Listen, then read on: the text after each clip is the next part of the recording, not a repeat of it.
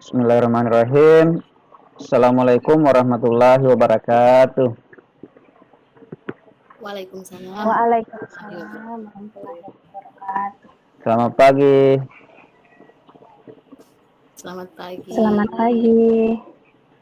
Jadi pada pagi hari ini kami dari kelompok 1 akan melakukan sebuah aksi di mana ini adalah membahas atau memperhatikan seorang murid yang tidak mau bekerja sama dengan teman-temannya. Dia selalu memiliki alasan seperti tidak cocok dengan teman-temannya atau dengan alasan lain. Dia memilih bekerja sendiri, mengumpulkan tugas sendiri, dan hasil tugas-tugasnya yang dikumpulkan itu ternyata tugas-tugasnya yang dikumpulkan sama ibu guru atau bapak guru itu selalu mendapat nilai-nilai bagus. Nah, kali ini saya sebagai pengamat Imran Asnawi dan coach Ibu Andi Yusriani dan coachi yaitu Ibu Asriani. Nah, coach dan coachi ini bagaimana Anda menyikapi tentang kasus hal tersebut, yaitu seorang siswa tadi yang tidak mau berbagi dengan temannya. Untuk mempersingkat waktu, saya persilahkan kepada coach dan coachi untuk menyikapi hal tersebut. Dipersilahkan.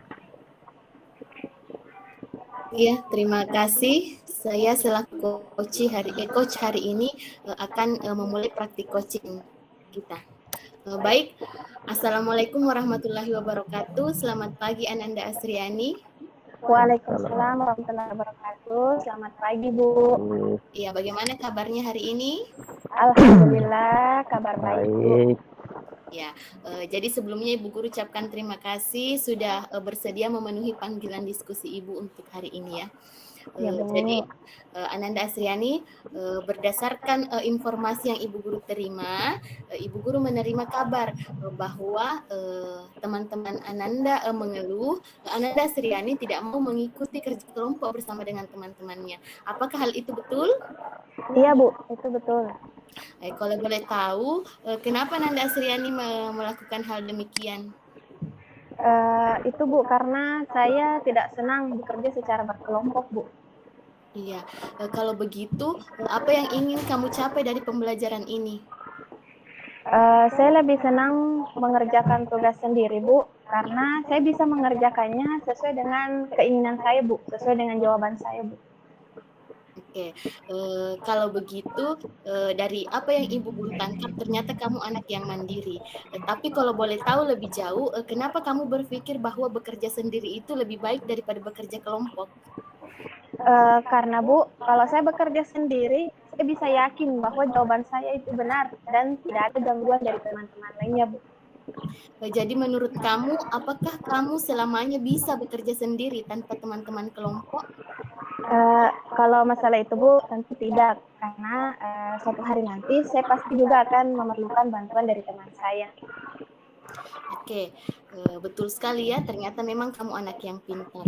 Jadi Ibu Guru jelaskan, sebagai manusia kita adalah seorang makhluk sosial, di mana kita saling membutuhkan atau saling bergantung dengan makhluk sosial yang lainnya. Misalkan tadi teman-teman dalam satu kelompok itu memang kita harus saling membutuhkan, kita butuh kerjasama, butuh gotong royong dan sebagainya. Jadi suatu saat kamu membutuhkan bantuan orang lain, mereka juga membutuhkan bantuanmu. Jadi memang butuh kerjasama di antara kita. Kemudian jadi apakah kamu yakin kamu tidak akan melakukan kerjasama dengan teman-teman kelompokmu? Iya, Bu, saya yakin karena kalau saya bekerja berkelompok dengan teman-teman, Bu, saya mengalami banyak kesulitan. Oke, kalau begitu coba ceritakan kendala apa yang kamu hadapi ketika belajar bersama kelompok. Ada banyak kendala, Bu, atau kesulitan ketika saya harus bekerja berkelompok dengan teman. Misalnya saja, Bu, saya sulit mengatur waktu dengan teman-teman. Kemudian adanya perbedaan pendapat dalam kelompok, Bu. Terus yang paling penting, Bu, ini banyak teman yang tidak aktif dalam berkelompok, Bu. Oke, kalau begitu mari kita coba bahas satu persatu kendalanya. Yang pertama tadi masalah pengaturan waktu. Bagaimana cara kalian selama ini menentukan waktu untuk diskusi kelompok? Kalau masalah waktu, Bu, biasanya saya sesuaikan dengan waktu saya, Bu. Oke, kalau begitu bolehkah Ibu Guru tahu apakah itu sudah berdasarkan kesepakatan dari semua teman-teman kelompoknya? Belum, Bu, karena itu berdasarkan dengan kesempatan saya, Bu. Nah, itu dia masalahnya. Ketika kamu menentukan waktu, apakah yang lain setuju? Ada yang menolak, Bu, ada juga yang setuju. Yang menolak itu, Bu, karena alasan tidak berkesempatan, Bu. Oke, kalau begitu, menurut kamu agar semuanya bisa setuju, apa yang harus kamu lakukan? Mungkin yang bisa saya lakukan, Bu, menyamakan waktu kami, Bu. Oke, ternyata kamu bisa menemukan jawabannya. Berarti permasalahan pertama tadi tentang pengaturan waktu sudah selesai. Sekarang tentang perbedaan pendapat. Kenapa kamu merasa pendapat kamu tidak diterima oleh teman-teman kelompok? Karena, Bu, saya merasa bahwa jawaban saya lah yang paling benar, Bu. Dari apa yang kamu sampaikan, Ibu Guru menyimpulkan memang ternyata kamu anak yang pintar dan memiliki percaya diri yang tinggi ya. Tetapi yang perlu Ibu Guru sampaikan bahwa apakah kamu sudah mendengar pendapat teman-teman yang lain sebelumnya? Belum, Bu. Karena saya yakin dengan jawaban saya bahwa itulah yang paling benar, Bu. Kalau begitu, apa yang membuat kamu yakin dengan jawaban kamu? Karena, Bu, kalau saya ingin menjawab sesuatu tugas, saya yakin karena saya sudah melihatnya di buku, Bu, dan memang sudah sesuai dan pas. Oke, berarti kalau seperti itu ada ketidaksetujuan antara pendapat kamu dengan mereka, begitu juga dengan sebaliknya. Sekarang bagaimana caranya agar semua pendapat itu bisa disatukan dalam kelompok?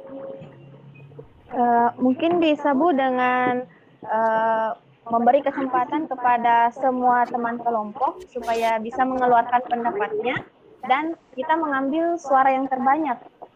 Oke, sekarang bagaimana caranya agar tujuan itu bisa tercapai?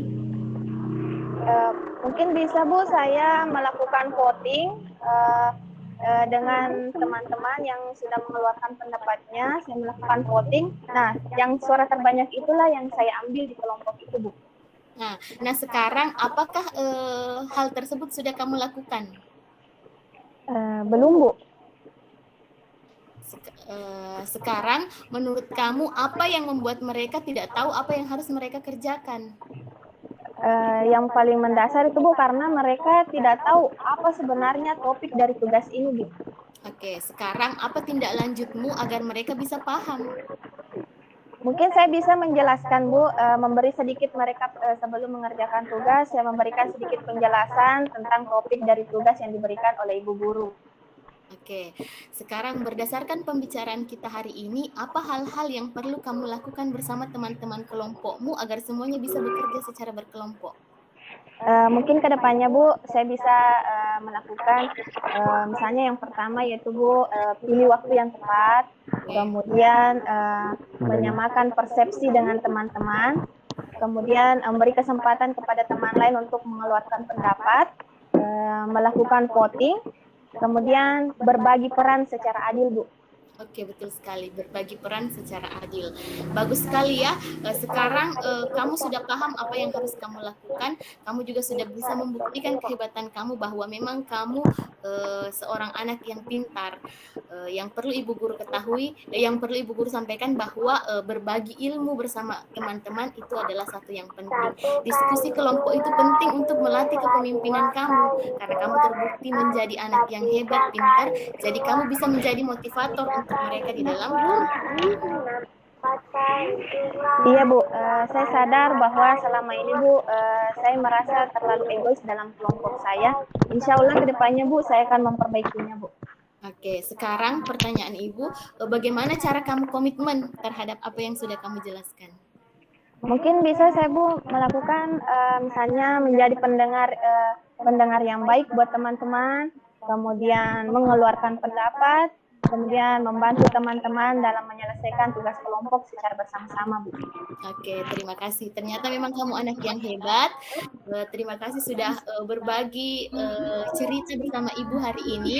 Lain kali jika kamu menemukan sebuah masalah, silahkan datang untuk kita berdiskusi kembali menemukan bersama solusinya. Terima kasih Anak Asriani. Selamat pagi. Assalamualaikum warahmatullahi wabarakatuh. Waalaikumsalam warahmatullahi wabarakatuh. Terima kasih banyak juga, Bu. Waalaikumsalam warahmatullahi wabarakatuh. Jadi setelah saya mengamati, melihat apa yang dilakukan antara coach dan coachi, sudah melakukan langkah-langkah dalam model Tirta, yaitu ada tujuan, identifikasi, rencana aksi, dan tanggung jawab.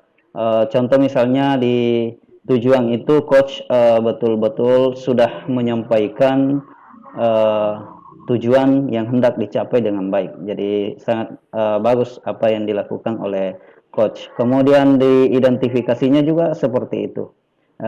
Pertanyaan coach sudah bersifat terbuka dan mampu mengeksplorasi coach sehingga dia bercerita dan memberikan umpan balik dengan baik.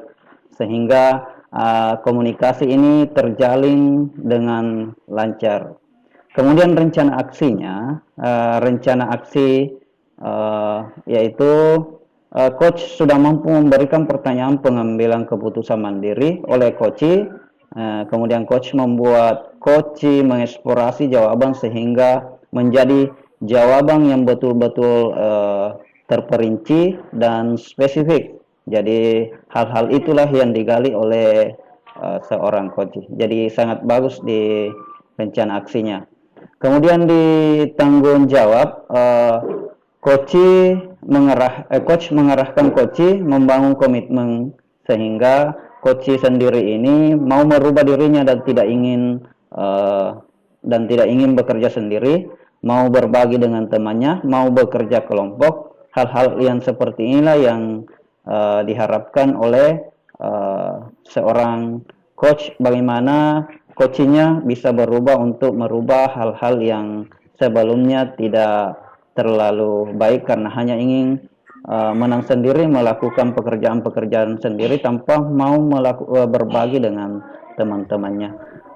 Saya sebagai pengamat, terima kasih sudah melakukan antara coach dengan coach membahas perilaku anak ini. Terima kasih banyak atas ini. Saya akhiri. Assalamualaikum warahmatullahi wabarakatuh. Waalaikumsalam warahmatullahi wabarakatuh.